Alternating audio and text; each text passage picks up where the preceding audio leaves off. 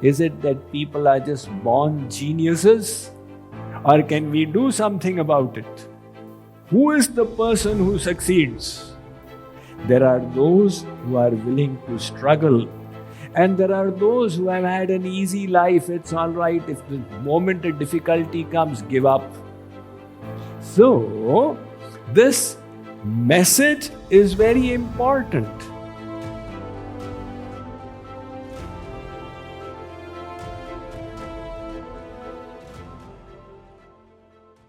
See, this cult of genius is actually very misleading.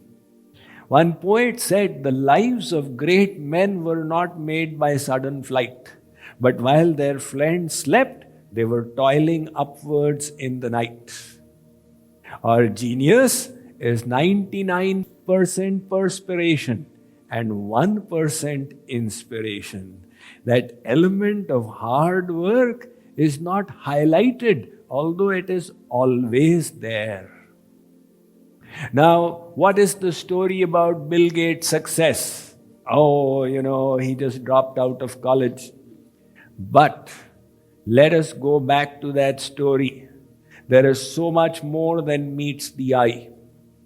When Bill Gates was in grade 7, studying in Seattle, he was an exceptionally intelligent child.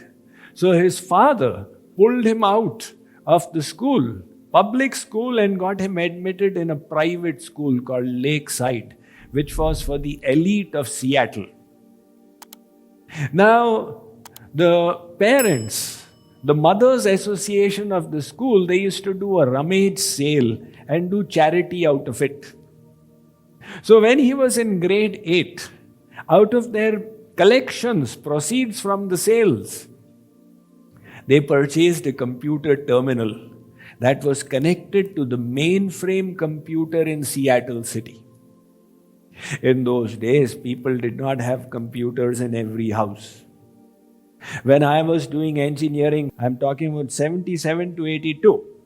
In IIT, there used to be one computer in one computer center. And we used to run there with programs that were, on cards. They were punched on cards in zeros and ones, and we used to take that. But Bill Gates, in the year 1968, in grade 8, he got access to a computer terminal. So he says that me and my friends, we just pounced on this computer room, and day night we would keep on programming. But time sharing, because the terminal was doing time sharing with the mainframe, was very expensive. And whatever money the mothers had put ran out quickly. So they put in some more, but that also ran out. What to do now? Fortunately for Bill Gates and the future Microsoft, there was a company called CCube, Computer Center Corporation. And this company came to know of these children who were doing coding practice. So they said, look, we will give you free computer time on our computer on the condition that you will check our programs. The Bill Gates and friends, they latched onto this opportunity and they got hundreds of hours of more practice until the CCube Corporation went bankrupt. Bill Gates was despondent what to do. There was another company called Information Systems Incorporated, ISI. And they said, look, you work with us. We want some software prepared for payrolls. Now you people have become expert with all your practice. So again, Bill Gates and his friends got this opportunity. And for a few months, they were working on the ISI computer. Until he and his friend, they stole the password and they crashed the system. And then they were kicked out. So now what to do?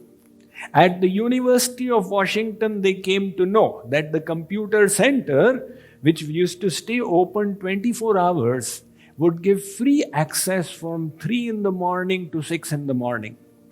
So those 3 hours they started using. And Bill Gates says, that is why I'm so charitable to the University of Washington, because I used their computer free at that time. And then a company approached them called TWR. They said, look, we want some software developed for power plants. If you do it for the summers, we will help you out. So again, Bill Gates got access to computer. And what was the consequence of all of this? By the time he reached Harvard, he had already put in 10,000 hours of practice on the computer. So his genius there did not invalidate the 10,000 hour rule. Only it is not mentioned in the stories. There is one society called TIMSS,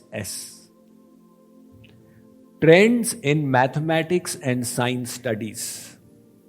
So this society, what it does is, it does a survey of mathematics and science studies around the world. And they came across a very interesting thing. You know, students around the world participate in the Maths Olympiad. So they added a 120-page questionnaire that every participant must fulfill. Only then they can take the Olympiad. And the questionnaire is so long that children, they answer some questions, they don't answer some questions, they get fed up of it. But what these researchers discovered was, in some countries, the children answer all the questions and then go to the Maths Olympiad. In some countries, they answer less questions. Like in America, they only answer 80 of the questions, forget it. But the interesting thing they discovered is, in those countries where they answer all the questions, which have got nothing to do with mathematics, they are only lifestyle questions, they are also best at mathematics. In other words, the children from Singapore, from Hong Kong, from China, from Korea, from Taiwan, they would answer all the questions. And they were also performing best at the Math Olympiad. Now, children from USA, they don't win the International Math Olympiad. They don't also answer all the questions. What is the correlation? They discovered the correlation is your mentality, your attitude. There are those who are willing to struggle. If the going gets tough, then the tough get going. This is the culture in which they've been brought up. Work hard, persist, persevere. And there are those who have had an easy life. It's all right. If the moment of difficulty comes, give up. So these countries, the culture, the students have been taught that hard work is the key. So when they find these 120-page not daunted, they go on and answer it. And the same virtue helps them in maths. When the problem comes, they keep on at it until they get the solution. And that student who said, who will answer this? When they find a difficult rider in mathematics again, they say, who will answer this? So, what you need to succeed then is the quality of perseverance. If you wish to awaken your best self, it is not an overnight thing. Today you were a sinner and tomorrow you become a saint. You will have to plod your way up to that point. In this process, there are many times you will fall, many times you will fail. So, who is the person who succeeds? Who understands how to take failures in stride. We are teaching children to succeed. We are not teaching them how to tolerate failure. And the moment they fail, so many personalities are so fragile they crumple. That is why Saint Kabir said, Sona sajjan sadhujan टूटे जुड़े 100 बार gold, the saintly people and good people, you break them 100 times, they will join again. Durjana kumbha kumar ke eke karat darar. Evil people and the potter's pot, you smash them once and they are gone. So, in this journey, if we wish to succeed, we will need the quality of perseverance. There is in America an academy called West Point Military Academy of the United States.